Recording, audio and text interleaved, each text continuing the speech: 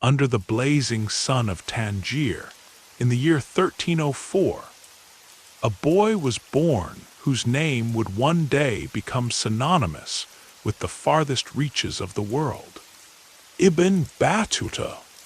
His family, respected scholars of Islamic law, expected him to follow in their footsteps, a future of books and judgments, but the boy had a different destiny. Beneath the calm gaze of his father and the whispered prayers of his mother, there stirred a restless soul, one that longed not for the certainty of legal texts, but for the wild, uncharted horizon. At the age of 21, in the year 1325, Ibn Battuta set out on a pilgrimage to Mecca, a journey that for many was a sacred obligation, but for him it became the beginning of a life spent chasing the edges of the map. With little more than a few coins and a prayer, he mounted his camel and rode east, promising his family he would be gone for a year. He would not return for 24.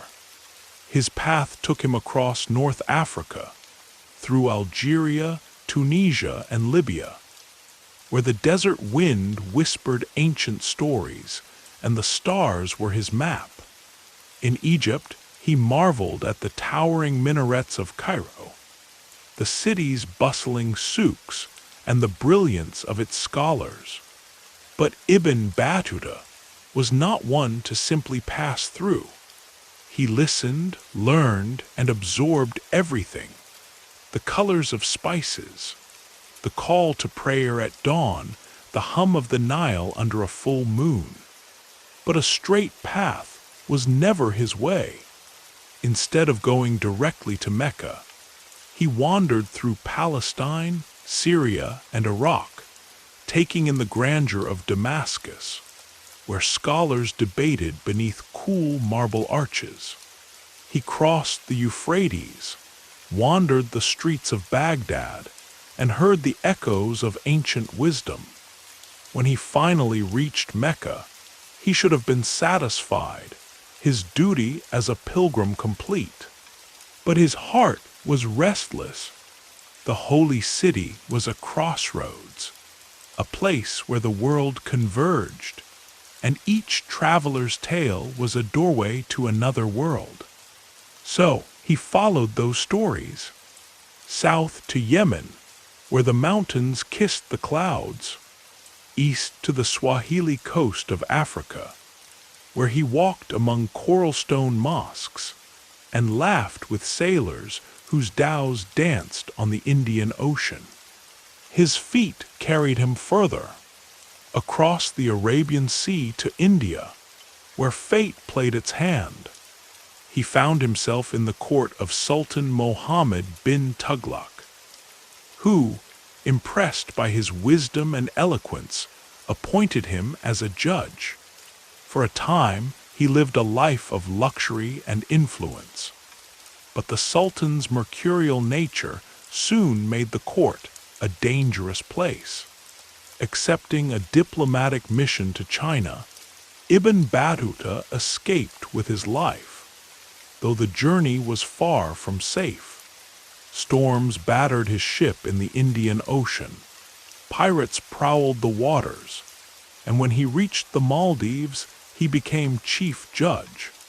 Though palace intrigue and the islanders' relaxed customs tested his patience, he married again and again, as was his custom, each wife a brief chapter in his endless journey. In China, he walked through the great city of Hangzhou, marveling at its canals and bustling markets, and wrote of its dazzling beauty. He saw paper money, a marvel unknown in his homeland, and porcelain so fine it seemed spun from moonlight. But the road called to him still.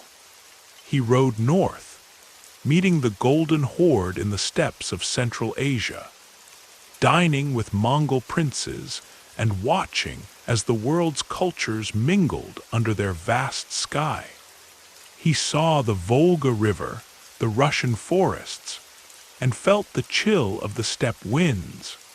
Finally, after decades of wandering, he returned to Morocco. But peace was a stranger to him. Even in his homeland, his mind raced with memories of distant lands. He traveled once more to the lands of West Africa, where he crossed the Sahara, visited the great city of Timbuktu, and marveled at the wealth and learning of the Mali Empire. When he returned at last, the Sultan of Morocco ordered him to dictate his travels to a young scholar.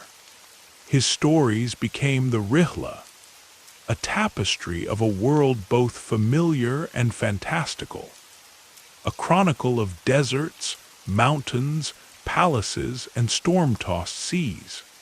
Ibn Battuta passed away in his native land, but his words carried his spirit further than his feet ever could. In them lives the voice of a man who did not merely see the world, he lived it. And so, as you close your eyes tonight, imagine a lone rider beneath a starry sky, the wind whispering secrets of distant lands, and know that the world is vast, beautiful, and filled with stories yet to be told.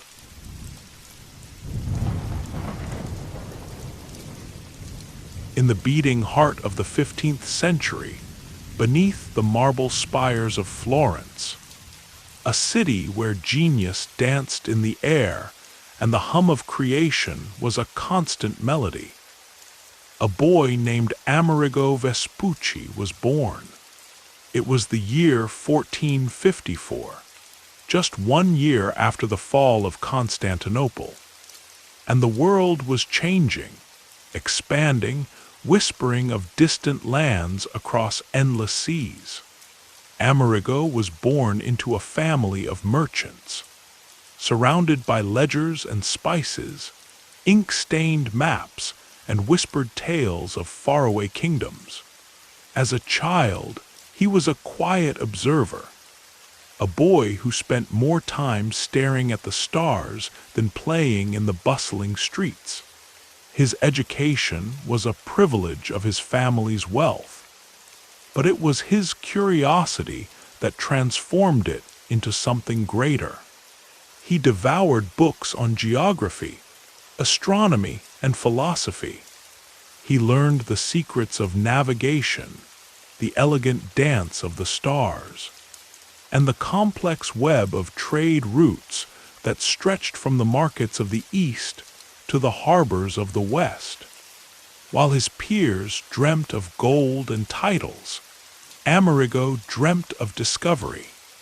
In his youth, he worked for the Medici family, a dynasty that ruled Florence not just with wealth, but with knowledge.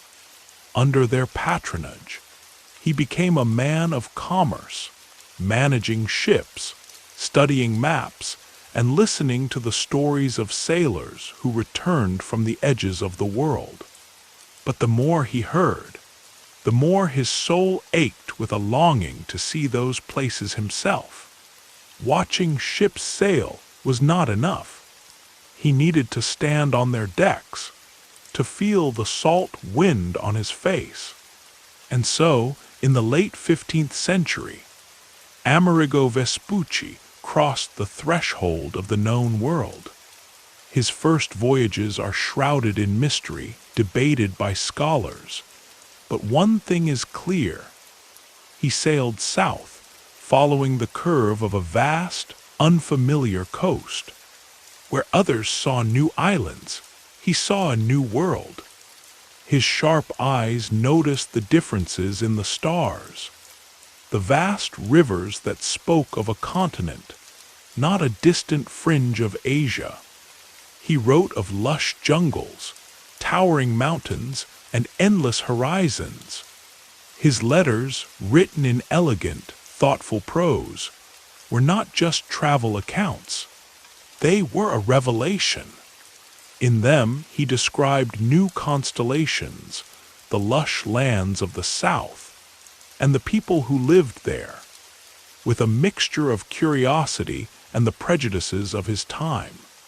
But beyond the details of flora, fauna, and native customs, there was a radical idea that echoed through his words. This was not Asia. This was something else, something new.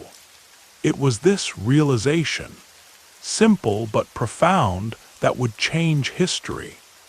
Amerigo Vespucci was not the first to set foot on this land, but he was among the first to understand what it was. A continent, a vast and separate world, a place with its own stars and its own stories. His letters, filled with his observations, were published across Europe, stirring the imagination of scholars, sailors, and kings. In the year 1507, a German mapmaker named Martin Waldseemüller gave a name to this newfound world, America, in honor of the man who saw it for what it was. Amerigo himself returned to Spain, where he continued his work as a navigator, training other explorers, passing on his knowledge of the stars and the seas. He died in 1512, quietly, without fanfare, but his name lived on, not as a conqueror or a king, but as a man who gave the world a new name, a new understanding, a man who stood at the edge of the known world and saw further. So, my dear dreamer, as you close your eyes, imagine Amerigo Vespucci standing on the deck of a ship, the wind tugging at his cloak, his eyes on the horizon and the stars wheeling above. A man who did not conquer, but understood, and in that understanding, changed everything.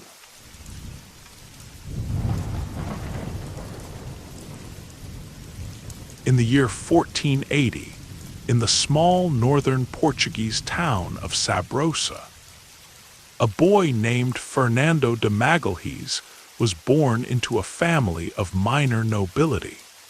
His early years unfolded against the backdrop of a world on the cusp of transformation, an age when the seas held the promise of adventure, riches, and discovery. In those days, maps were works of art rather than science, dotted with mythical lands and sea monsters. The world was vast and unknown, and it was in this uncharted sea that young Fernando would seek his destiny. Orphaned by his teenage years, Magellan was sent to Lisbon to serve as a page in the royal court. Here he studied navigation, astronomy, cartography, and seamanship, the very skills that would make him a pioneer of the great voyages ahead. The sea was no longer something to be feared. It became his bridge to the world, a path to greatness. By the time he was in his 20s, Magellan had already sailed to India, Malaysia, and Morocco, experiencing firsthand the vast and perilous empires that spread across Africa and Asia. He fought in battles, traded with distant kingdoms, and watched the Portuguese Empire grow ever stronger.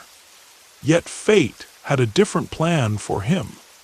By 1517, Magellan's relationship with the Portuguese crown had soured.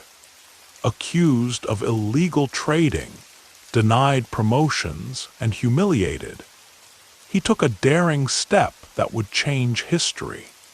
He offered his services to King Charles I of Spain, a young monarch who would soon rise to become Holy Roman Emperor Charles V. Spain, too, craved access to the Spice Islands, today part of Indonesia, the crown jewel of the East. But under the Treaty of Tordesillas, the eastern route around Africa was controlled by Portugal. Magellan, however, had a daring plan. What if Spain could reach the Spice Islands by sailing west, through uncharted waters around the southern tip of South America, and then cross an ocean no European had ever ventured across? It was a risky idea, bold and brimming with temptation. Spain agreed. On September 20th, 1519, Magellan's fleet set sail from Seville. 5 ships, Trinidad, San Antonio, Concepcion, Victoria, and Santiago, carried about 270 men. A crew made up of Spaniards, Portuguese, Italians, Germans, French, Greeks, and even slaves, including Enrique of Malacca, Magellan's personal interpreter. Their mission was simple yet daunting: to sail west, reach the Spice Islands, and return alive. Easier said than done. They first navigated to South America, hugging the coastline, searching for a passage through the continent. Months passed. Supplies ran low, and the weather grew harsher. Still, there was no sign of a passage to the Pacific. By the time they reached the southernmost tip of Patagonia, the men were cold, exhausted, and terrified. They faced not only the relentless winds and bitter cold, but also a creeping sense of hopelessness. In April 1520, as they waited for winter to pass, mutiny erupted. Several captains attempted to seize control, but Magellan's leadership was swift and ruthless. One leader was executed, another marooned, and the rest of the fleet reasserted control. Then, in October 1520, they discovered the narrow, twisting passage that would forever bear Magellan's name. The Strait of Magellan. It was treacherous, filled with cliffs, unpredictable currents, and freezing waters. The San Antonio deserted the fleet and turned back, but the remaining ships pressed on. Weeks of fear and fog followed, and then, at last, they emerged into an ocean so calm, so eerily still, that Magellan named it the Pacific, from the Latin word pacificus, meaning peaceful. But the calm surface of the Pacific was deceiving. The crossing turned into a nightmare. Magellan believed the journey would take only a few days. Instead, it stretched on for 3 months. They ran out of food, and in desperation, they ate leather, sawdust, and rats. Many died from scurvy and starvation. The ocean seemed endless, and the crew's spirits withered as they sailed deeper into the unknown. In March 1521, they finally reached the Marianas Islands, and then they sailed on to the Philippines. There, Magellan sought to form alliances with local rulers. One, Raja Humabon, converted to Christianity, and Magellan, feeling part explorer, part missionary, part warlord, promised to protect him from his enemies. But this promise would prove fatal. On April 27th, 1521, in the Battle of Mactan, Magellan led a small force against the warrior chief Lapu-Lapu, expecting an easy victory. Instead, they were outnumbered, outmaneuvered, and outmatched. Magellan was wounded, abandoned by some of his allies, and eventually killed, speared and hacked to death on the beach. He died far from home, never knowing that his name would live on forever. Only 3 ships remained. The surviving men limped on to the Spice Islands. where they loaded their ships with cloves and nutmeg, precious spices worth more than gold in Europe. But returning home was another ordeal. One ship, the Trinidad, was captured by the Portuguese.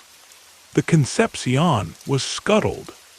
Only the Victoria, captained by Juan Sebastián Elcano, made it back to Spain in September 1522, completing the first circumnavigation of the globe. Out of nearly 270 men, only 18 survived the journey.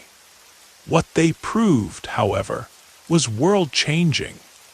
They demonstrated that the Earth could be circumnavigated by sea, that the oceans were connected, and that the world was one vast, spinning sphere.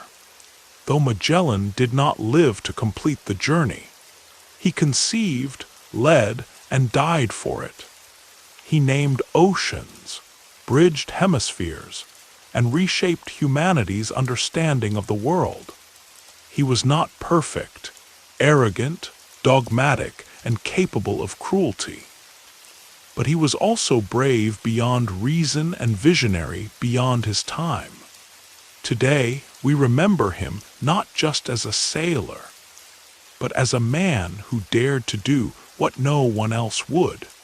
So now, dear dreamer, close your eyes and imagine a ship on the edge of the world. Its sails glow in the moonlight. Its captain stares into the unknown. Feel the creak of the wood, the hush of the waves, the breathless moment when the map ends and the stars begin to speak. Let Magellan's courage rock you to sleep tonight, across oceans no longer feared, beneath constellations now named, and dream, as he did, of a world with wonders waiting just over the horizon. Good night, dear dreamer. May your dreams sail past the edge and bring you safely home again.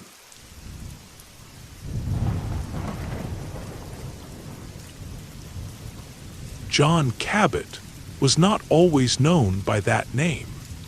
Born around 1450 in Genoa, Italy, as Giovanni Cabot, he grew up in a city steeped in maritime history, where the waves of the Mediterranean lapped at the shores of his youth.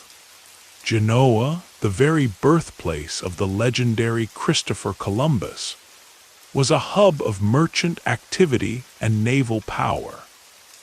And it's where young Giovanni would come into contact with the world of ships, maps, and the adventure of the seas. Cabot, like many in his time, was drawn to the mysteries of far-off lands. And it was in this atmosphere of exploration that he sharpened his skills in navigation, trade, and cartography. But as Europe's great powers raced eastward in pursuit of spices, silks, and wealth, Cabot's mind wandered in a different direction. What if there was a shorter route to Asia? Not south like the Portuguese or west like Columbus, but north, across the cold, uncharted expanse of the Atlantic.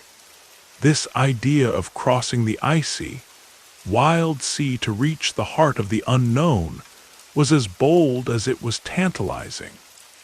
A spark of genius waiting to ignite.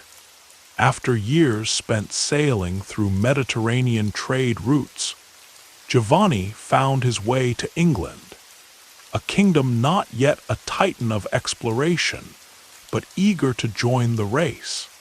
Henry VII, recently crowned and determined to make his mark on history, saw potential in Cabot's vision. In 1496, he granted the now Englishman, John Cabot, permission to seek out new lands for England, provided, of course, that Cabot financed the expedition himself. So it was that in May of 1497, John Cabot set sail from the port of Bristol, with a small crew aboard his ship, the Matthew. This was no great warship, no flagship of empire. It was a humble vessel, barely 50 tons, with just a handful of men.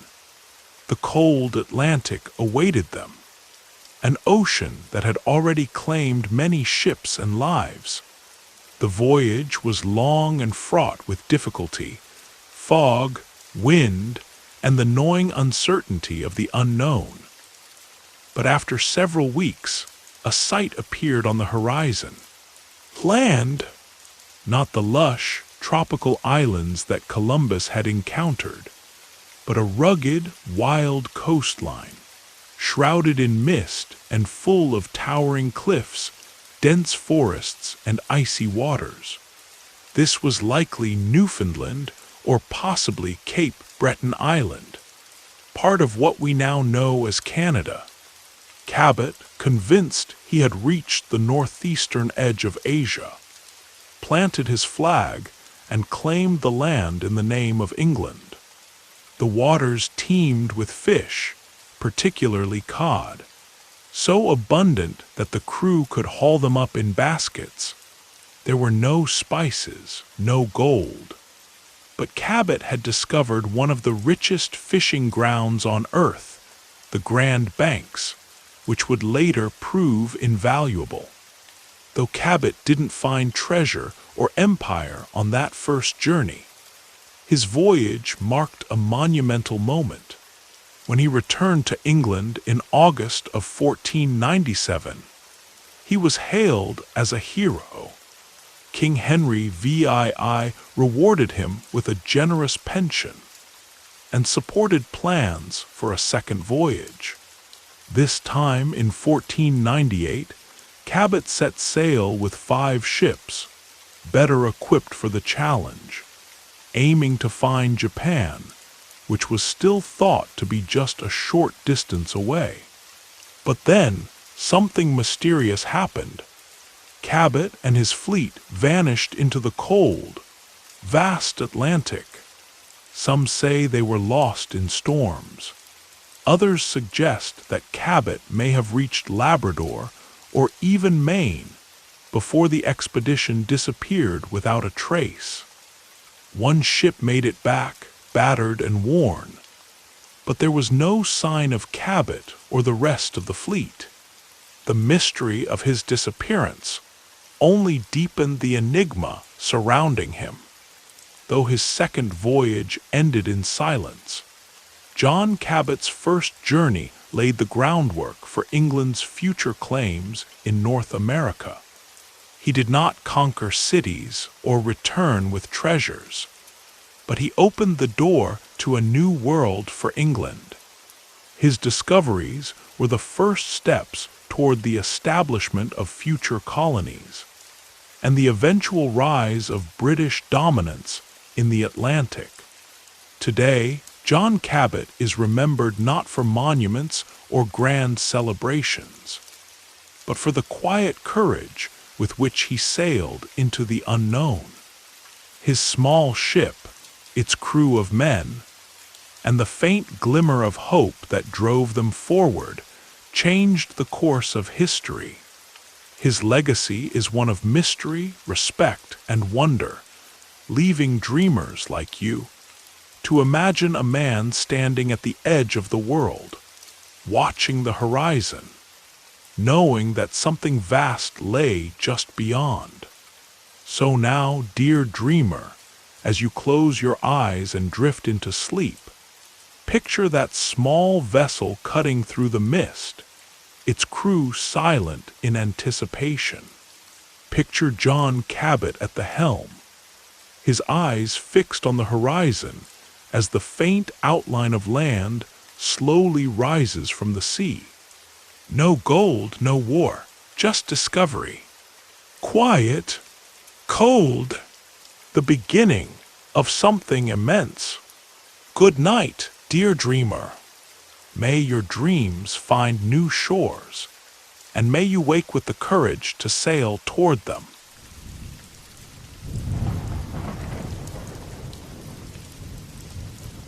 James Cook came into the world not with the roar of waves or the call of adventure, but with the quiet rustle of Yorkshire fields.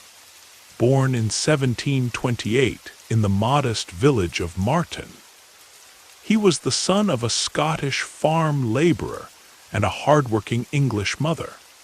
Life was simple, filled with the earthy smell of tilled soil and the soft murmur of village life. Yet even as a boy, James had a sharp gaze, a quiet determination that hinted at something more. When he turned 16, young James left the fields and entered the bustling world of commerce as an apprentice in a shop. But rows of ledgers and shelves were not enough to hold his curiosity. At 18, he traded the dust of the shop for the salt of the sea, joining the merchant navy and stepping aboard the coal-hauling colliers. These were rough, sturdy ships that plied the stormy coasts of Britain, ships built for endurance rather than speed. In their creaking hulls, Cook learned to read the wind, to fight against towering waves, and to guide a vessel through treacherous waters. It was here that he began to master the art of navigation. Yet his hunger for knowledge was not sated by the rough life of a sailor. Cook devoured books on mathematics, geometry, and astronomy whenever he came ashore. He was not just a sailor. He was becoming a scientist, his mind charting distant horizons even when his feet stood on the steady ground. His talent did not go unnoticed, and during the 7 Years' War, he joined the Royal Navy, where he distinguished himself as a master of cartography, charting the rugged coasts of Newfoundland with such precision that his maps would be used for centuries. But Cook's destiny lay beyond the familiar coasts of Europe. In 1768, he was chosen to command the HMS Endeavour on a mission of science and discovery. Officially, the voyage was to observe the transit of Venus from the island of Tahiti, a celestial event that would help calculate the distance from Earth to the Sun. But hidden within the mission orders was a second, secret objective: to search for the fabled southern continent, the legendary Terra Australis. Sailing with a crew of sailors, scientists, and artists, including the brilliant botanist Joseph Banks, Cook crossed the vast Pacific. The island of Tahiti rose from the blue depths like an emerald, and the Endeavour's crew set up their observatory on its sandy shores. But the journey was far from over. With the Venus observations complete, Cook turned south and west, charting unknown islands, encountering the lush lands of New Zealand, and tracing the eastern coast of a vast, unknown land, Australia. It was here, in the bay he would name Botany Bay, that he first met the indigenous peoples, a meeting both profound and complex. But the sea is a harsh teacher. Sailing north, the Endeavour struck the jagged teeth of the Great Barrier Reef. Only by desperate effort and quick thinking did the crew save the ship, limping to the shores for repairs. Finally, in 1771, they returned home, their holds filled with botanical specimens, their minds with stories of strange lands. Cook was not done. 2 more voyages awaited him. The second saw him plunging into the frozen wastes of the southern oceans, seeking the fabled Terra Australis. Icebergs loomed like ghostly mountains, and howling winds clawed at the sails. Cook sailed farther south than any man before him, proving that if a southern continent existed, it was a frozen, desolate place. His third and final voyage led him north, in search of the Northwest Passage, a fabled route over the top of the world. But instead of a clear path, Cook found only icy barriers and fierce storms. Turning south, he reached the Hawaiian Islands, where he was greeted as a god. But divine status is a dangerous gift. When he returned to Hawaii in 1779, tensions flared and a skirmish broke out. On the beach at Kealakekua Bay, James Cook met his end, a great explorer felled by the clash of two worlds. Yet his story did not end with his death. Cook had charted thousands of miles of coastline with unprecedented precision, mapped lands unknown to Europe, and brought the world's corners into the light of reason. But his voyages were not just journeys of discovery. They were the first notes of a symphony of change. His maps would become the roads for colonizers, his observations the seeds of transformation for countless native cultures. James Cook was not just an explorer. He was a bridge between the old world and the new, a man who sailed beyond the edge of the map, not for gold or glory, but for knowledge. He measured the world, but in doing so, he changed it forever.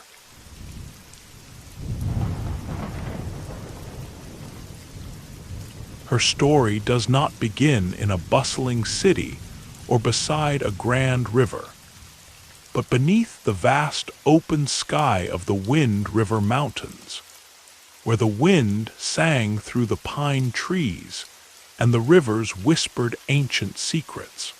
She was born around the year 1788 or 1789, a child of the Agaidika band of the Lemhi Shoshone, a people who knew the mountains like family and spoke the language of the land with every step.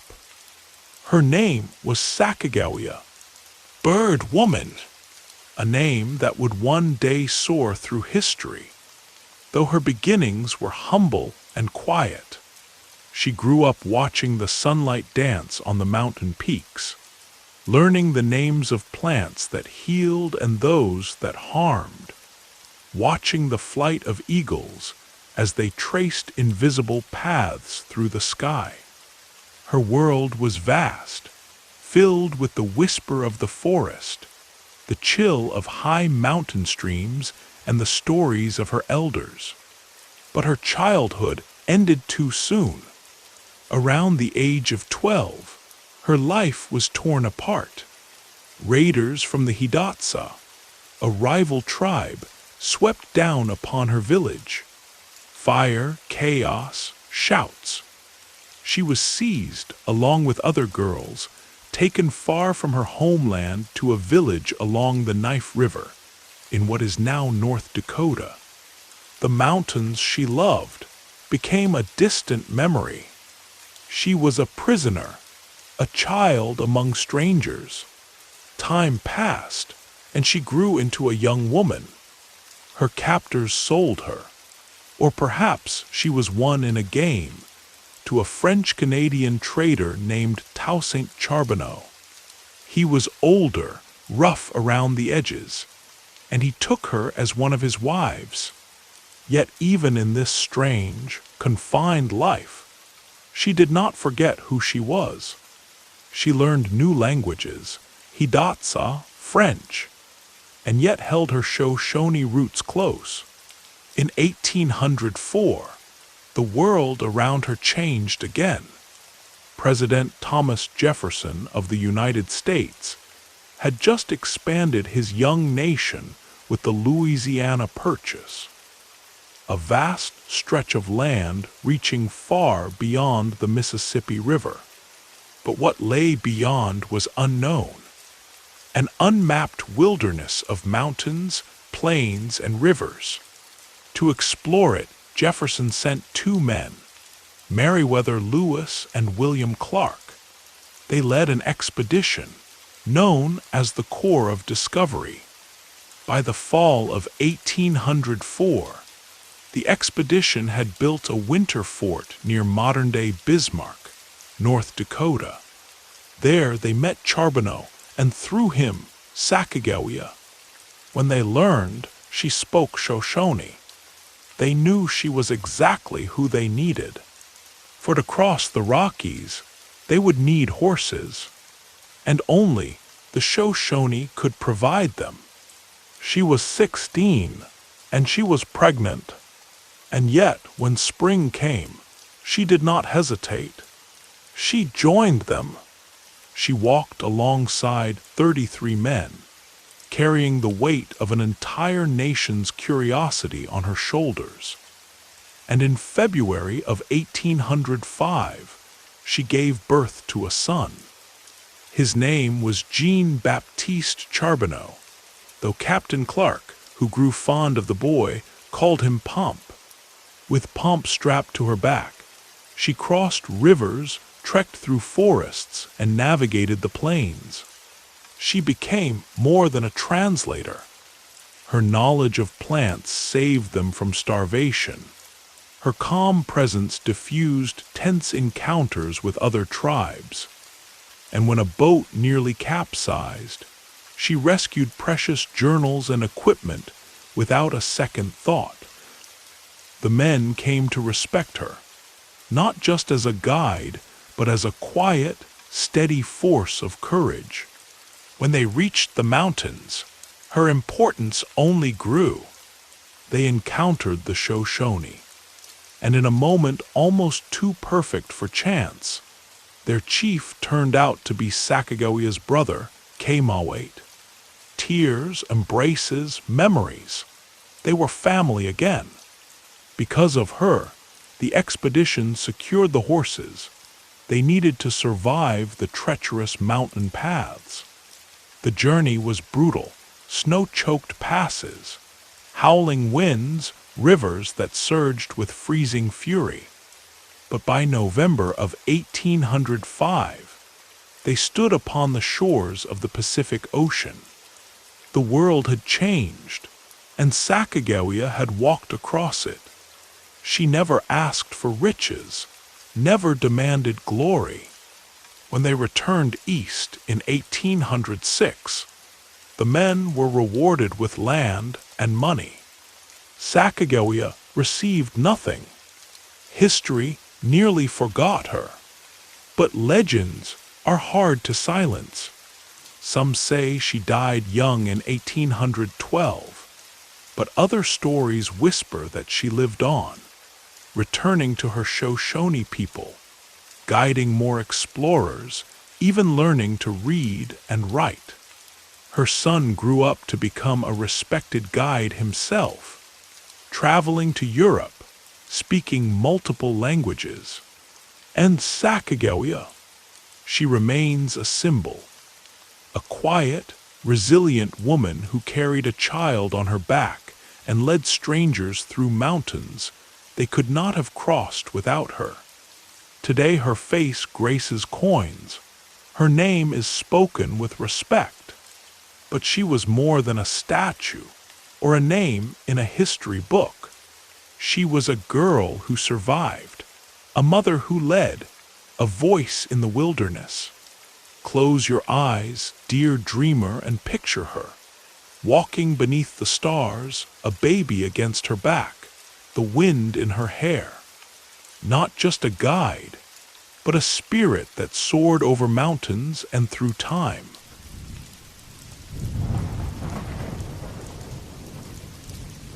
Edmund Hillary, the man who conquered the sky, did not begin his journey in the towering peaks of the Himalayas, but rather in the quiet pastures of Tuo, a peaceful town in New Zealand in the year of 1919.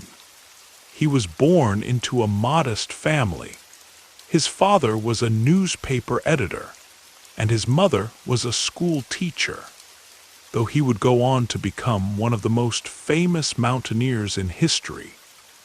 As a young boy, Edmund was rather shy and awkward, tall beyond his years and often feeling out of place among his peers. Books were his refuge, but mountains were still a distant thought. It was not until a school trip to Mount Roo, a small mountain in New Zealand, that something deep inside him shifted. Surrounded by snow, rock, and the vast expanse of nature, young Edmund felt a thrill that books had never given him. He had found something, freedom, and from that moment, he couldn't turn back. After finishing school, Edmund didn't immediately chase after mountains. Instead, he trained as a beekeeper, working with his brother and father. Beekeeping may seem like a humble profession, but for Edmund, it was the perfect training ground. It taught him patience, the ability to stay calm under pressure, and a deep respect for nature, all qualities that would serve him well in his future climbs. Plus, it allowed him to have winters free, perfect for his growing passion for mountaineering. In the early 1940s, Edmund began to explore the southern Alps of New Zealand, learning slowly but steadily about the ways of snow and ice. Though he was not yet famous, his determination and quiet resolve were already becoming apparent. He was not one to seek attention. He simply kept climbing, building his skills with every step. World War II came, and like many young men of his generation, Edmund enlisted. He served as a navigator in the Royal New Zealand Air Force. This experience gave him even more discipline and confidence. When the war ended, he returned home, still restless, still longing for the next challenge. In 1951, he joined a reconnaissance expedition to the Himalayas, helping to map possible routes to Mount Everest, the highest peak on Earth, towering at 8,848 meters, or 29,029 feet. To the Sherpa people, it was known as Sagarmatha, the mother goddess of the world. For the Western world, it was the final frontier, an elusive goal that had claimed the lives of many explorers. But Edmund was not drawn by glory. His motivation was simpler, to climb. And so he did, starting from the base of Everest and working his way up. It was there, among the snow and ice, that he met Tenzing Norgay, a Sherpa climber of incredible strength and experience, born in the shadows of Everest itself. Together, they formed a bond of mutual respect, a partnership that would be remembered forever in the history of mountaineering. While many explorers of the time were focused on individual glory, Hillary and Norgay saw themselves as equals, working together as one. Their climb was grueling. They had to cross the Khumbu Icefall, a deadly maze of ice towers and crevasses, then establish a series of camps higher and higher on the mountain. The air thinned, temperatures dropped to minus 30 degrees Celsius, and the threat of frostbite was constant. Each step was agony, and yet they pressed on. On the night of May 28, 1953, after weeks of exhausting work, they reached a camp at 8,500 meters, just 350 meters below the summit. They set off at 4 in the morning on May 29th for the final push. The stretch ahead was brutal. Hillary had to carve a path up a 12-meter vertical rock face, now known as the Hillary Step. One wrong move, and they would fall into nothingness. But they did not slip. At 11:30 in the morning, they stood together at the summit of Mount Everest. There were no trumpets, no cheers, just silence. Tenzing buried a few sweets in the snow as an offering to the gods, and Hillary took a photo of Tenzing, but did not ask for one in return. They spent only 15 minutes at the top before beginning their descent, exhausted but alive. Upon their return to camp, when asked how it went, Hillary reportedly grinned and said, "Well, George, we knocked the bastard off." The news reached London on June 2, 1953, the very morning of Queen Elizabeth II's coronation. It was perfect timing. Hillary and Tenzing became overnight heroes, celebrated around the world. Hillary was knighted, and Tenzing received the George Medal. But even in the face of such recognition, Hillary remained humble, never letting the fame go to his head. After Everest, Hillary's adventures did not stop. In 1958, he reached the South Pole by tractor, of all things, becoming the first person to reach both poles and Mount Everest. But more than that, he dedicated his life to the people of Nepal. Through the Himalayan Trust, which he founded in the 1960s, Hillary helped build schools, hospitals, airstrips, and monasteries. He always respected the Sherpa people deeply, never forgetting that he had climbed with them, not above them. In 1975, tragedy struck when Hillary's wife, Louise, and their daughter, Belinda, died in a plane crash. Hillary was devastated, but he did not let grief stop him. He continued his work in Nepal, serving the people with humility and devotion.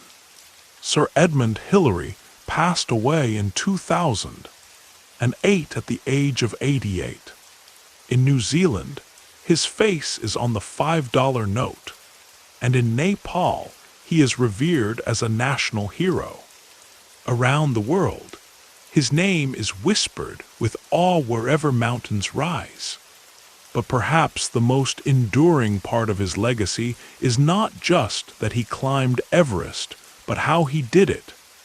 With humility, with partnership, with persistence, and without ego. So now, dear dreamer, as you close your eyes, picture that snow-white peak above the world, clouds swirling far below. Picture two figures, one tall and quiet, one smiling and strong, standing together, arm in arm, where no human had ever stood before. Not with flags, but with friendship. Not with glory, but with grace. Good night, dear dreamer. May your dreams tonight take you to summits only your soul has seen. And may you always climb with courage, step by step.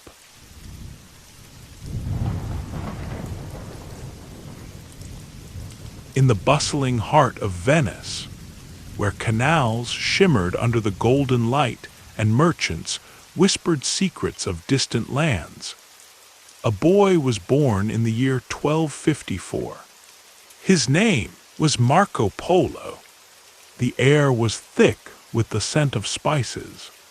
Silks fluttered in the market breeze, and the masts of ships from distant shores painted the skyline.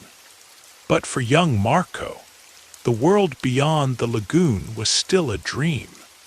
He was born into a family of explorers. His father Niccolo Polo and uncle Maffei Polo were not just traders. They were adventurers who had already ventured farther east than most Europeans dared. While Marco was still a child, his father and uncle sailed to the fabled lands of Asia, meeting the great Kublai Khan, the powerful Mongol emperor who ruled over a vast empire stretching from the Pacific Ocean to the edge of Europe. When Niccolo and Maffei returned to Venice years later, they found Marco eager, curious, his imagination ablaze with stories of golden cities and silk-covered caravans. In 1271, when Marco was a young man, he joined his father and uncle on an epic journey, one that would change his life forever. Their path was a tapestry of danger and wonder. They crossed the Mediterranean, threaded through the deserts of Persia, braved the icy passes of the Pamirs, and endured the merciless sands of the Taklamakan Desert. Marco's eyes widened with every mile.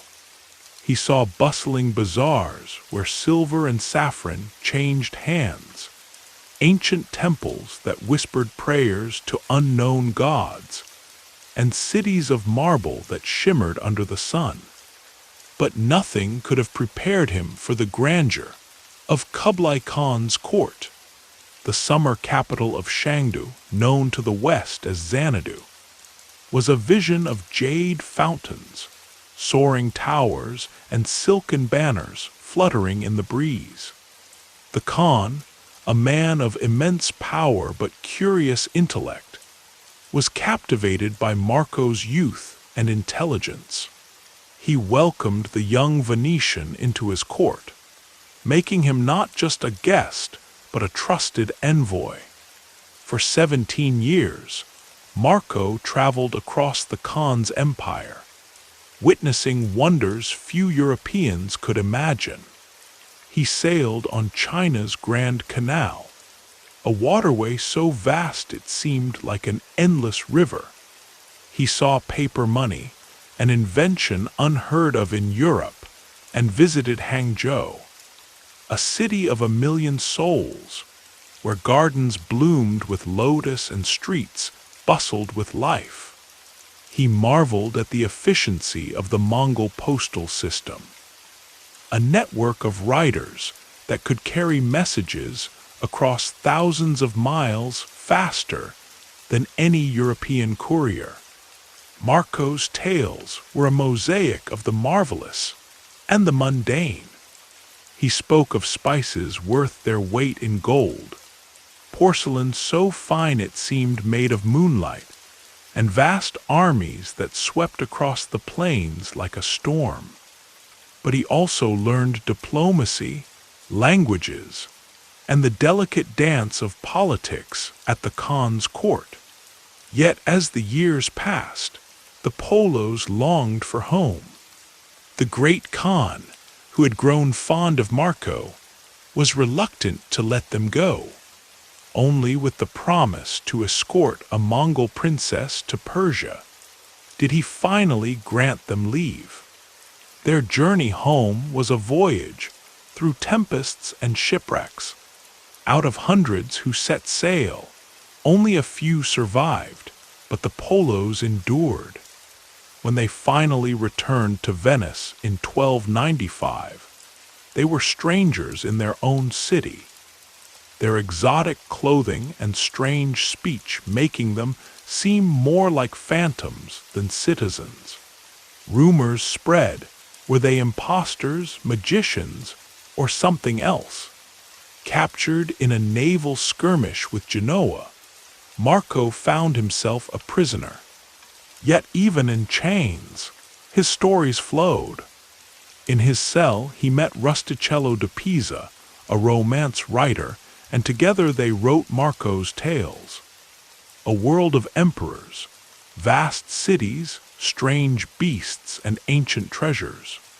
The travels of Marco Polo spread across Europe, a window to a world beyond the mountains and deserts.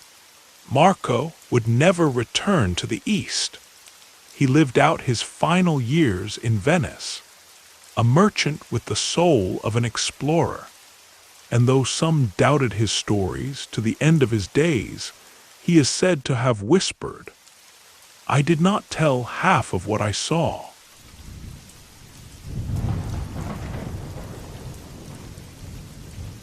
In the bustling port city of Genoa, beneath a sky painted with the salt-kissed winds of the Mediterranean, a boy named Christopher Columbus was born around the year 1451.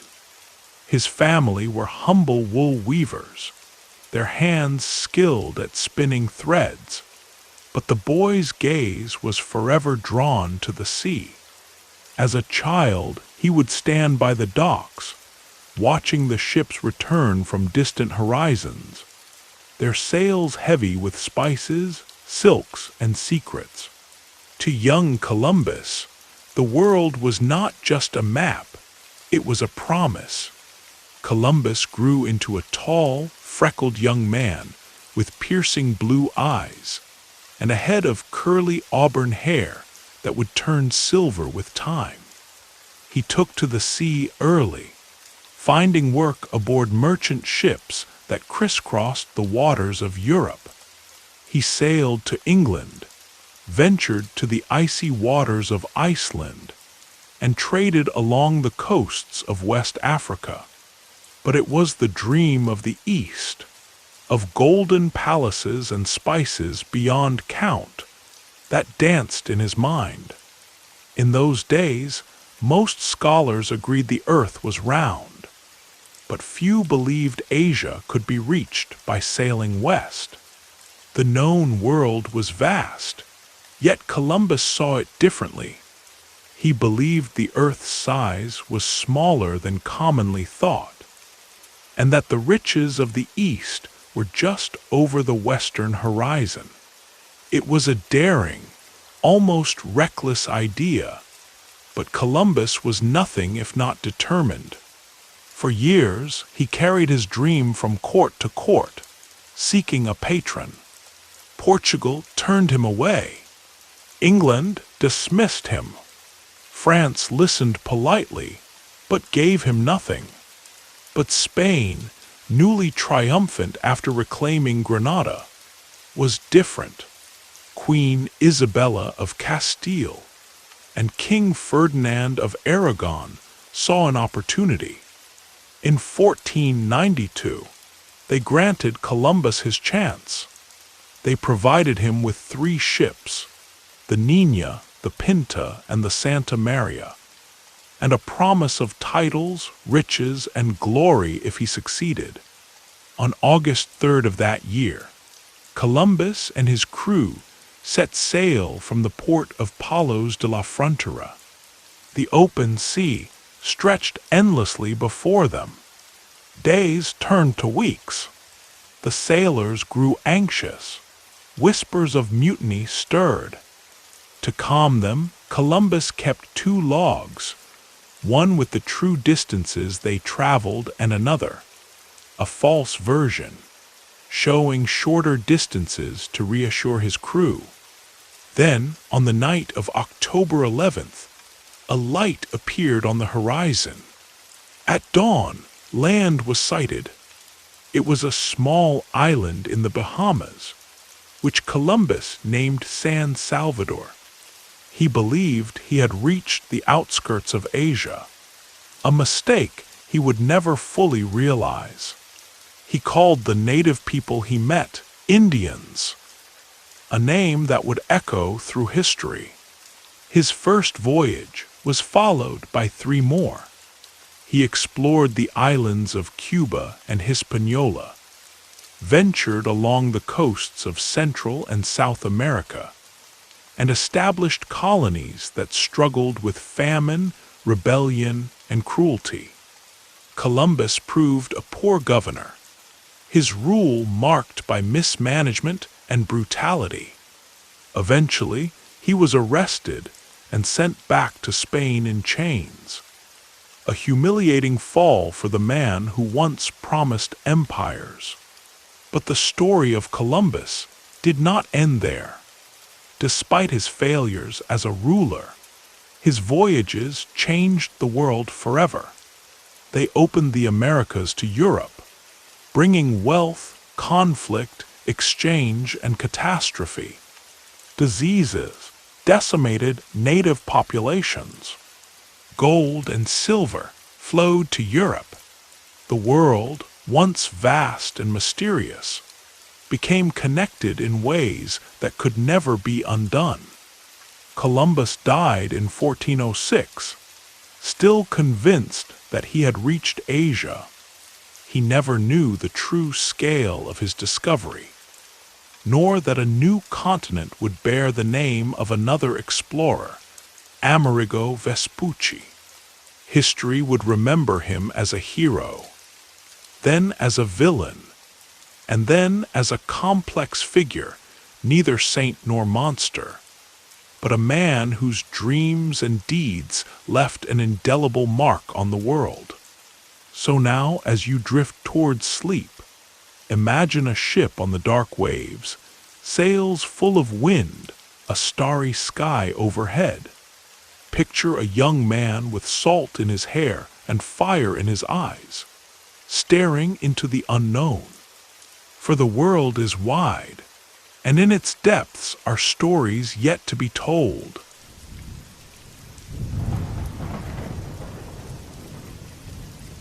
In a time when the wind carried whispers of far-off lands, when the scent of salt and the cry of gulls were the lullabies of a seafaring nation, there was a place called Sines, a quiet coastal town in Portugal.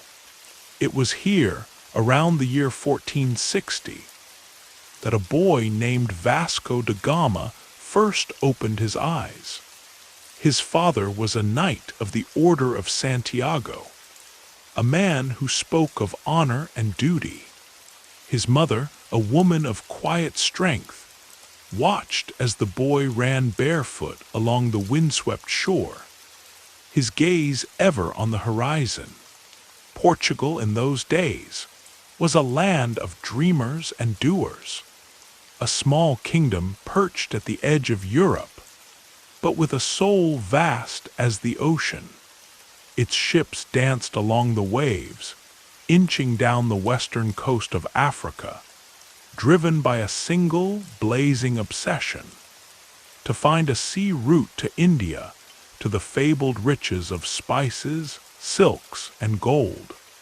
Young Vasco grew up listening to the tales of those voyages.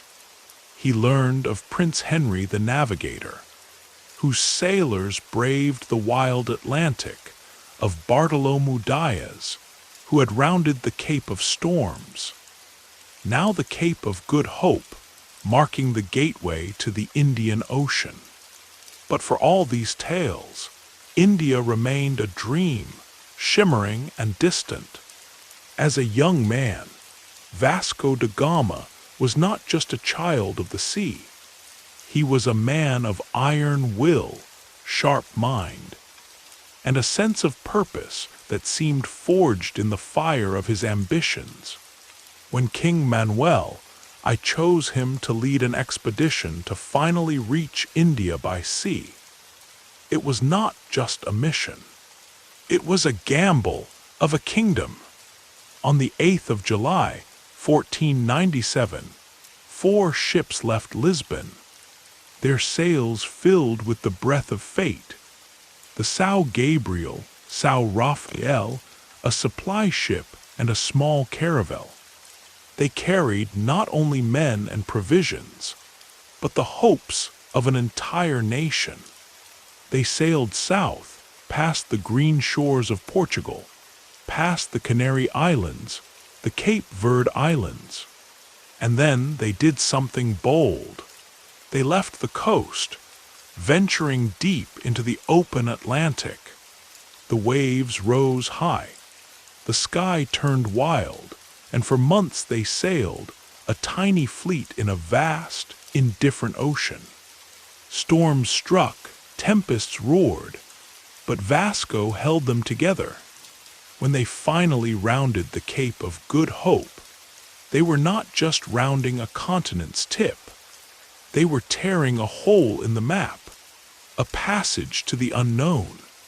Up the eastern coast of Africa, they went Mozambique, where suspicion met them Mombasa, where hostility burned and meloned, where at last they found an ally.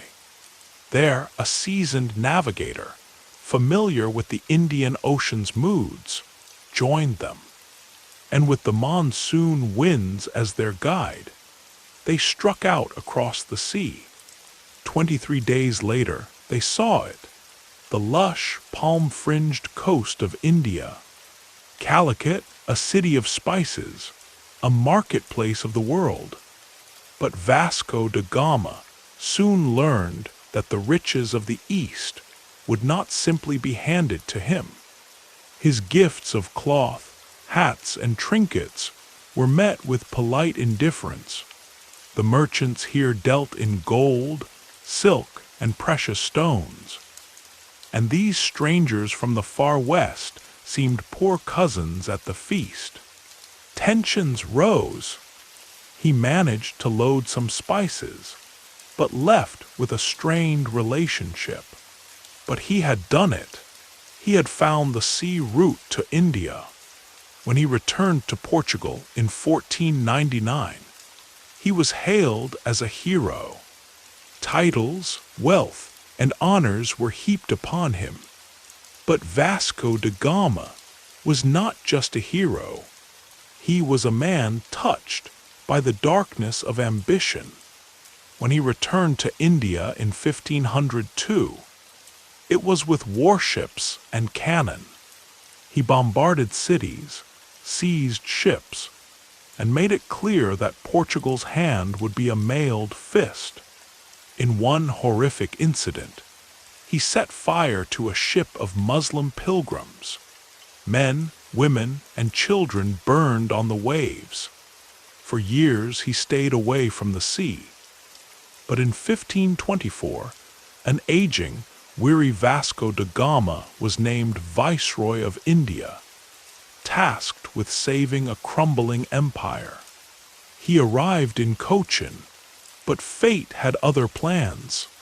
Illness struck, and on Christmas Eve, far from his homeland, Vasco da Gama died.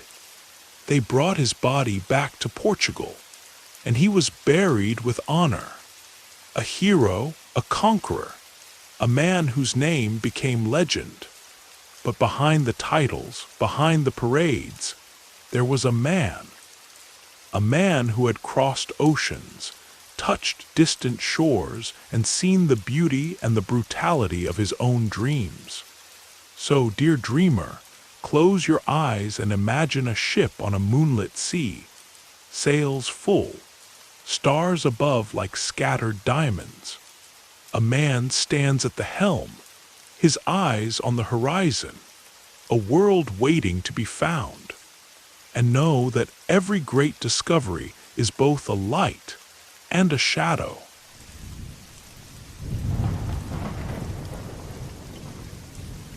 It all began, as many grand tragedies and triumphs do, with the birth of a boy in obscurity.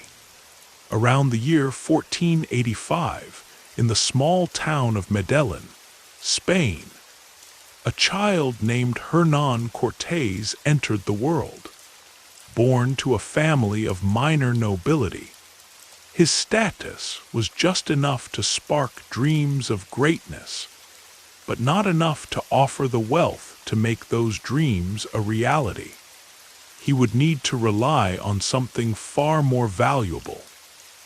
His ambition, wit, and a sense of daring that would propel him into the annals of history. From a young age, Cortés exhibited cleverness and restlessness, traits that kept him from finding satisfaction in the world of law, despite studying it briefly.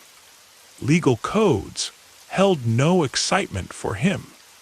What he sought was action, glory, and above all, adventure. At the age of 19, driven by an insatiable thirst for something more, Cortés sailed to Hispaniola, one of Spain's early colonies in the Caribbean. There and later in Cuba, he worked as a notary, soldier, and landowner, gradually immersing himself in the ways of conquest and colonization.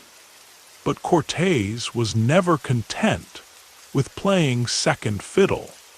He was a man who craved command, a man with an audacious streak, dangerously persuasive, and willing to take risks. In 1519, the Spanish governor of Cuba, Diego Velázquez, authorized an expedition to the mainland to explore and establish trade. Cortés was given command. However, as his fleet of 11 ships and about 500 men were preparing to set sail, Velázquez, perhaps sensing Cortés's grander ambitions, had a change of heart. He revoked the order, suspecting that Cortés was planning something far beyond mere trade. But by that time, it was too late.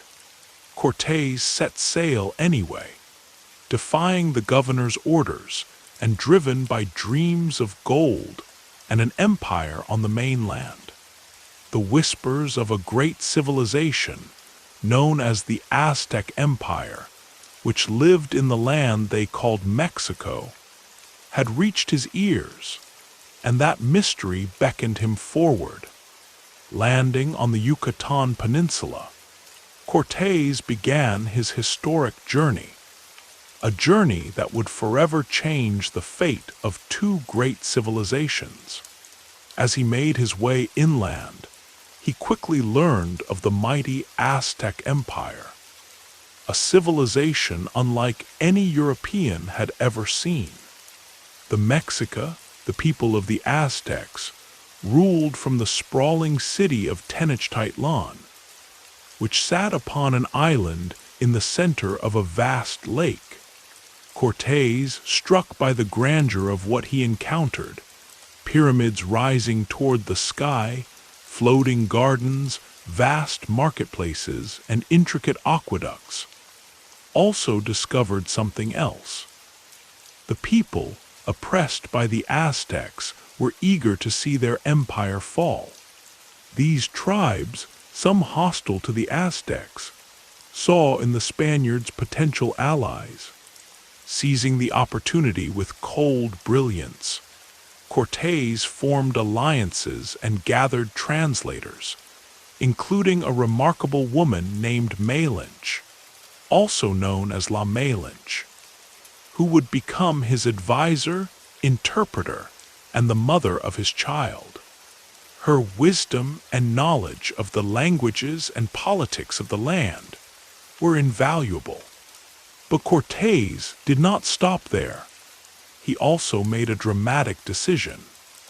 He burned his own ships, leaving his men no choice but to conquer or die. There is no turning back, he told them.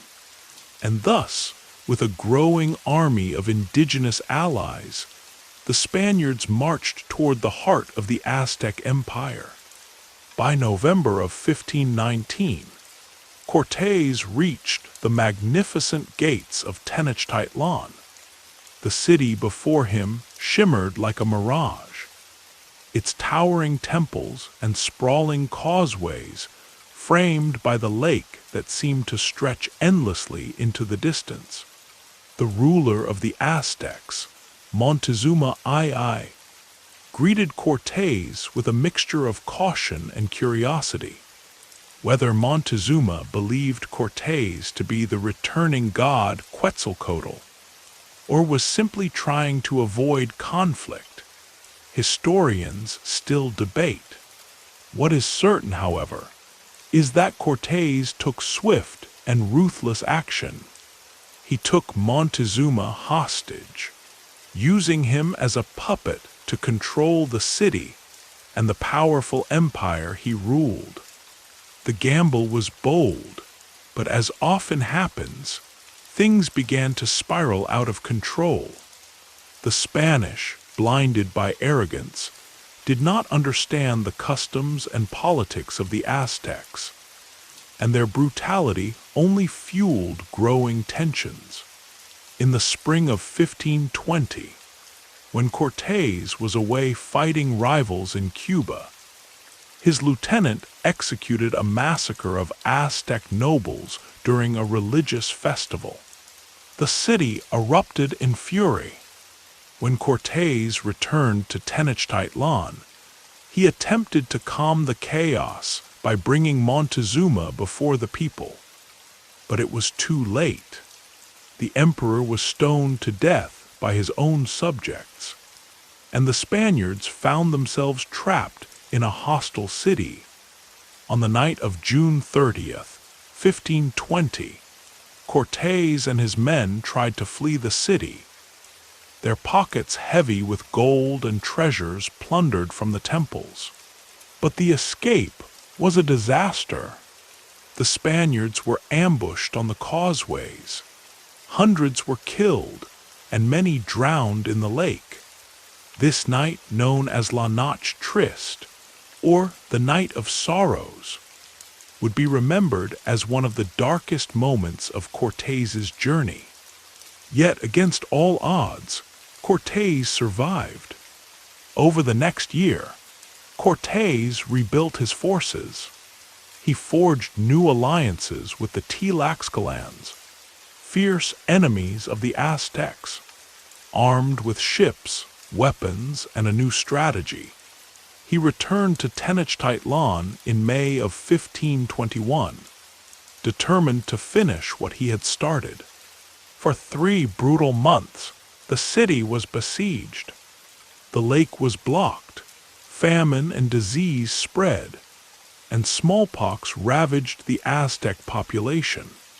Despite the Aztecs' fierce resistance, led by their new ruler, Cuauhtémoc, the city fell. On August 13th, 1521, Tenochtitlan was reduced to rubble.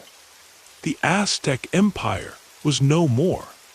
Cortés, now master of a shattered empire, founded Mexico City on the ruins of Tenochtitlan. He began the long and often brutal process of transforming this once great civilization into a Spanish colony.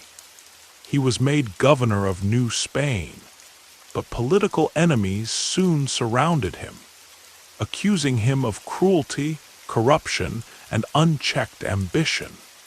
Eventually, Cortés was recalled to Spain, where he spent his final years trying to regain royal favor that had long since faded. He died in 1547 at the age of 62, not in battle but in bed, richer than most could ever imagine, but haunted by the destruction he had left in his wake. Hernán Cortés remains one of the most controversial figures in history. To some, he was a brilliant tactician, a man of unmatched courage who overcame impossible odds and brought down a mighty empire. To others, he was a ruthless invader whose greed and cruelty led to the annihilation of a rich and complex civilization. Both views are true. Cortés did not merely explore new lands, he conquered them.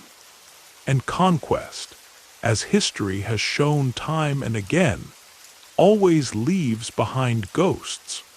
So now, as you close your eyes and drift into sleep, imagine the great city of Tenochtitlan rising from the lake, its temples gleaming in the sunlight, its people dancing beneath the banners of colorful feathers. Imagine a man standing on the shore, watching it all unfold, his eyes alight with gold, knowing that he would change this world forever.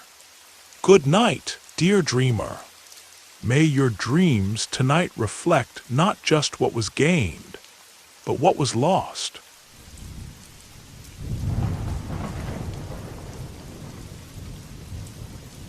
The wind whispered through the rugged hills of Devon, cold and sharp, carrying the scent of salt and the promise of distant lands.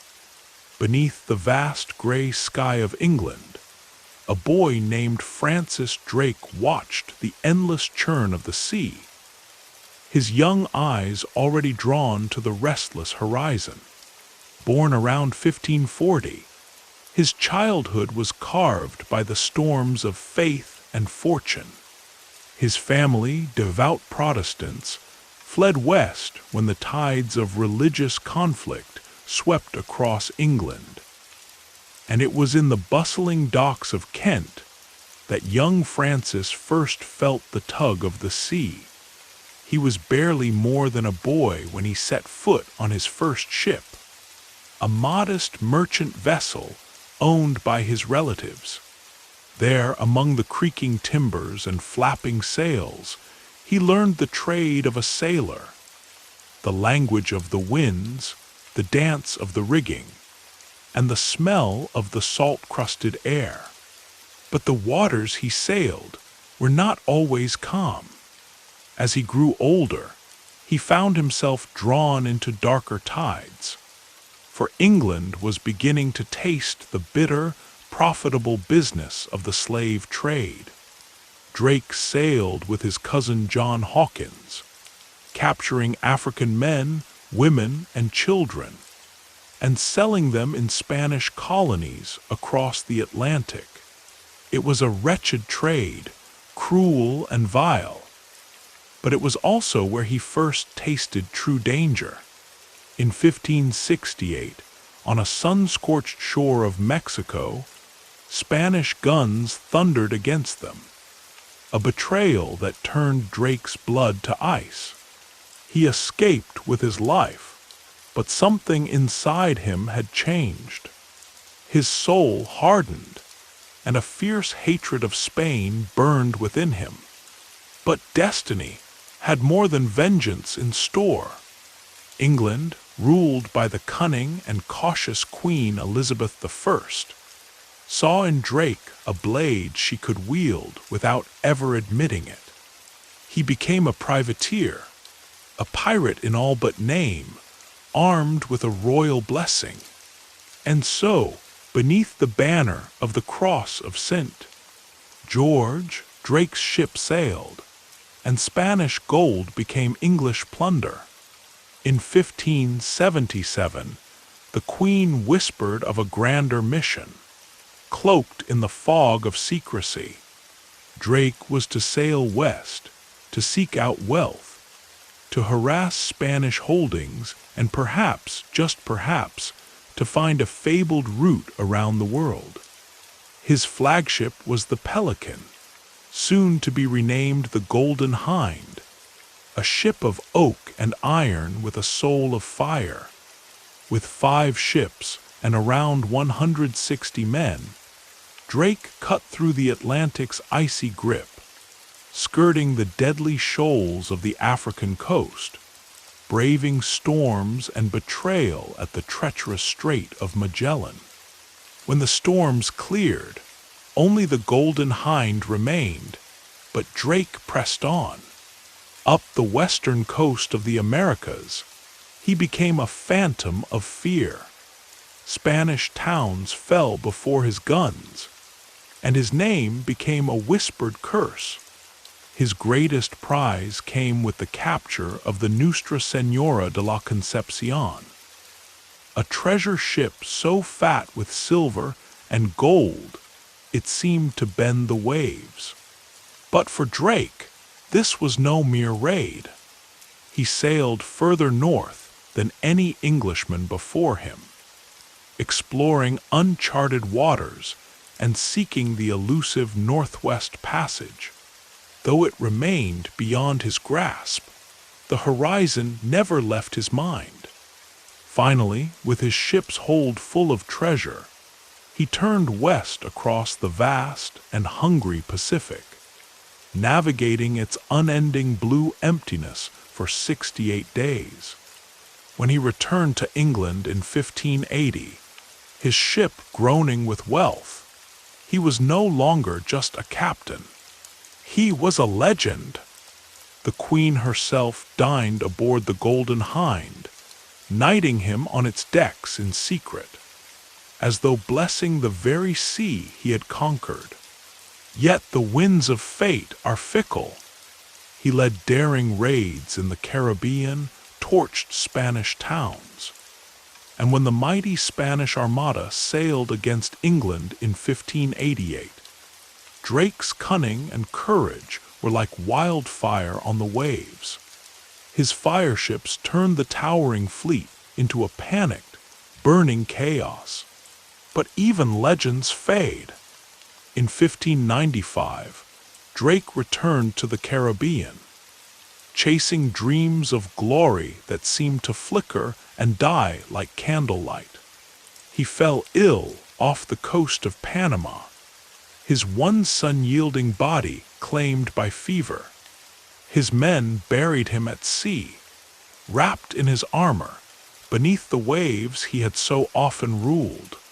Francis Drake, to England a hero, to Spain a dragon, to the sea just another wandering soul swallowed by its depths. So now, dear dreamer, as the wind sighs outside your window, imagine a ship's lantern swaying, its light cutting through mist. Imagine a man standing on the deck, his gaze lost in the dark horizon, where glory and ruin sail side by side. Good night, dear dreamer. May your dreams be as vast and wild as the sea.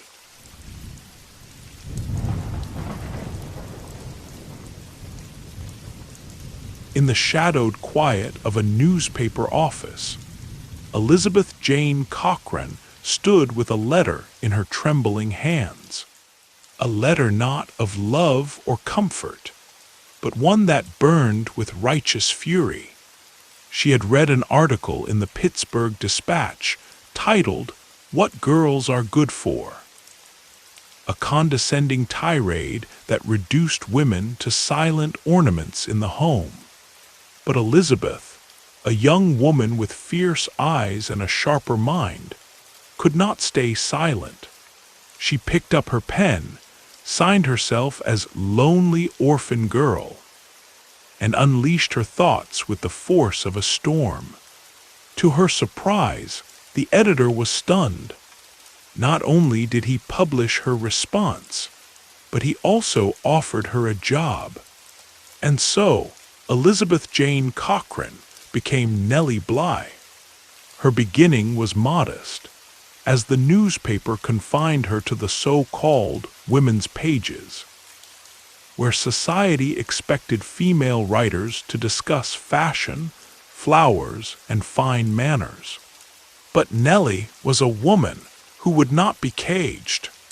She yearned for stories that pulsed with life, that roared with injustice. Soon, she demanded to write about real lives, real struggles.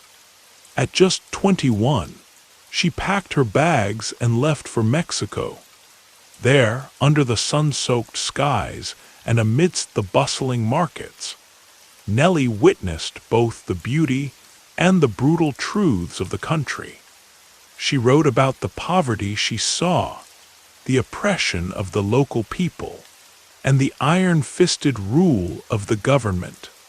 Her reports were raw and fearless, so much so that the Mexican authorities threatened her with arrest. Forced to return to the United States, she published her first book, 6 Months in Mexico, a searing account of what she had seen. But it was in New York City, under the banner of Joseph Pulitzer's New York World, that Nellie would write her name into history. Her idea was wild and dangerous. She would fake insanity to be committed to a notorious mental asylum. Without hesitation, she dressed in ragged clothes, refused sleep, and feigned madness. The doctors declared her insane within days. Her destination, was Blackwell's Island Asylum. Inside the cold, damp walls, she found horror beyond imagination. Women were fed rotten food, shivered in thin gowns, and endured cruel punishments. Those who were perfectly sane were silenced, ignored, their sanity stripped away by neglect. For 10 days, Nellie Bly was one of them, her courage unwavering as she memorized every cruel face, every whispered plea. When her editors finally arranged her release, her exposé shook the world. 10 days in a madhouse was a revelation. Reforms followed swiftly. Funding increased, inspections grew stricter, and the world began to question how easily anyone could be declared insane. But Nellie was not done. Restless and relentless, she pitched another bold idea. Inspired by Jules Verne's novel, she would travel around the world in fewer than 80 days. It was a race against time, against doubt, against convention. With just a single bag, she set off. By steamship, by train, by rickshaw, through crowded streets and across silent seas. Her telegrams raced ahead of her, and the world followed every step. 72 days later, Nellie returned to New York, victorious, cheered by crowds, her face on trading cards, her name on every lip. But beneath the fame was a woman who never stopped striving. She married Robert Seaman, an industrialist, and when he passed, she took over his ironworks, becoming one of the few female industrialists of her time. She introduced workers' rights, fought corruption, but faced betrayal by those she trusted. Even when the business fell, Nellie did not. She returned to journalism, reporting from the front lines of World War I, writing with the same fearless voice that had defined her.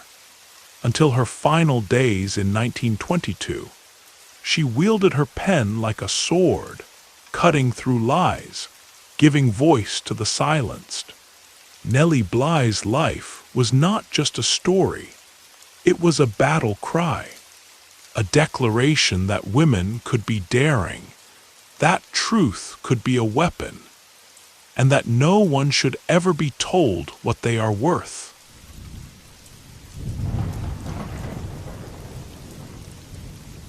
Our story begins far from the frozen expanse of Antarctica, in the serene, quiet farmlands of Borg, Norway. It was here in 1872 that Roald Amundsen was born, the youngest of 4 brothers in a family of ship owners. Though his childhood was filled with the comforts of a well-off family, the winds of the north were already whispering to him, calling him to something greater. As a boy, Amundsen devoured stories of Fridtjof Nansen, the famous Norwegian polar explorer who had tried to reach the North Pole. These tales of Arctic survival, skiing, and the harsh cold of the north sparked a flame in young Roald that would shape the rest of his life. While his mother dreamed that he would follow a more conventional path, becoming a doctor, Roald, after her passing, made a decisive choice. He would not study the human body, but rather the world's extremes, and he would conquer them. But Amundsen's first great ambition was not the South Pole. It was something far more elusive and largely unachieved at the time: the Northwest Passage. This fabled sea route wound through the ice-bound Canadian Arctic islands, connecting the Atlantic and Pacific Oceans.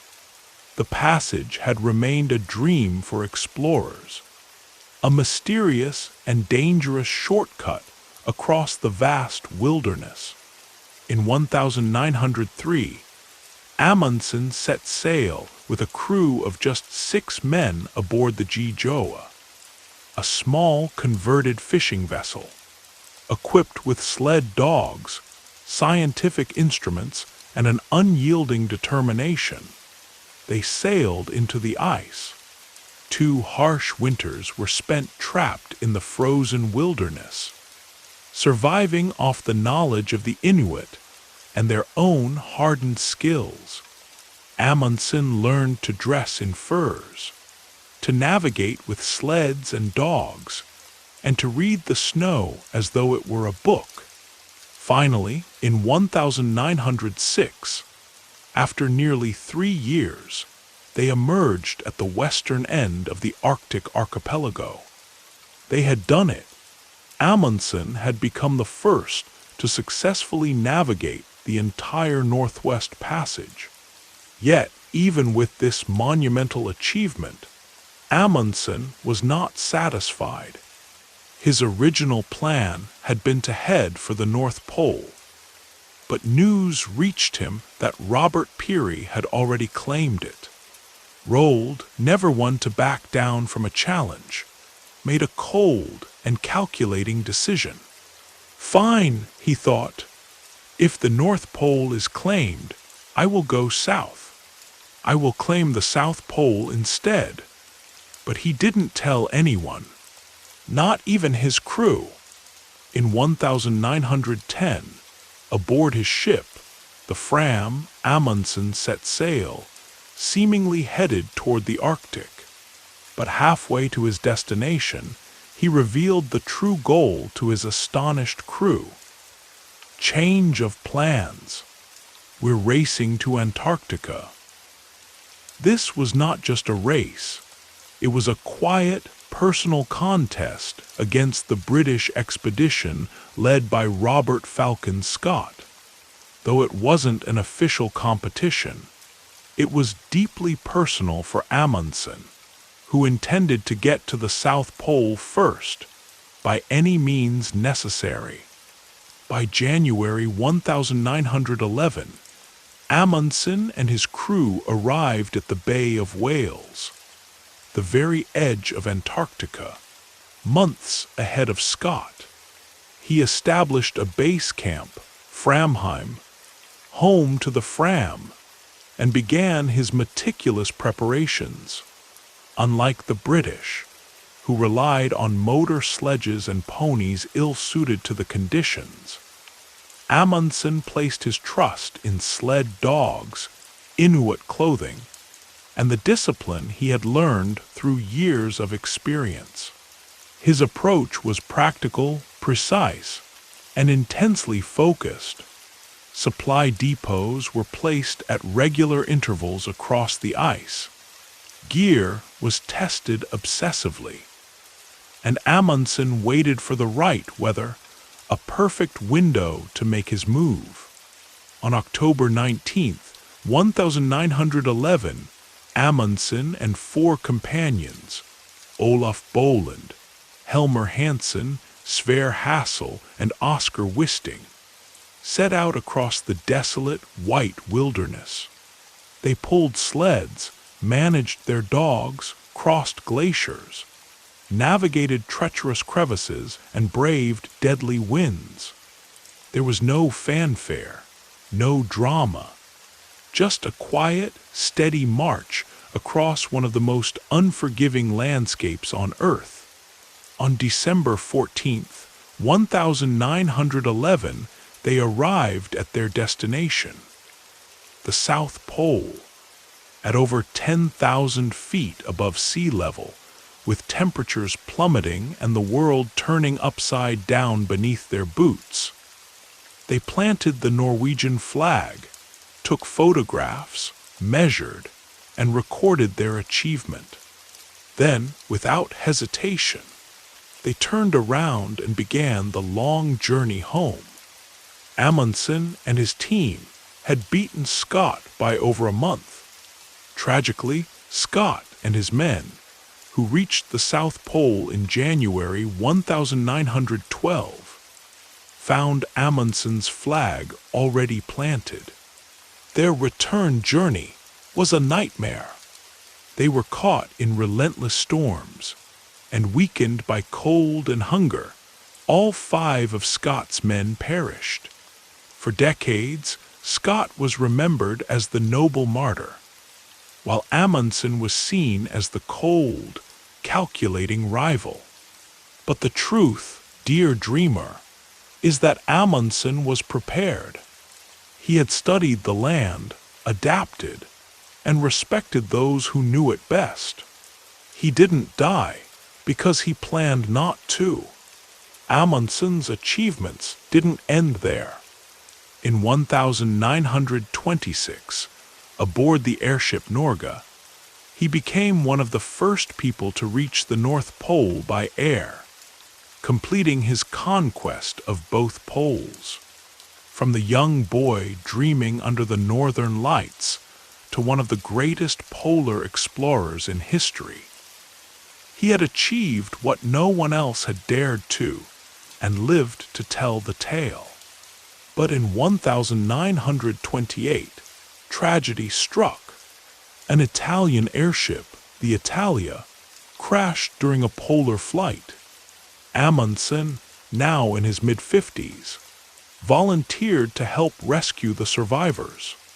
He flew into the Arctic fog aboard a small seaplane, never to be seen again. No wreckage was found, no body recovered. Only silence, snow, and the haunting echo of the man who had spent his life walking where no one had ever dared to stand. Roald Amundsen remains one of the greatest explorers in human history.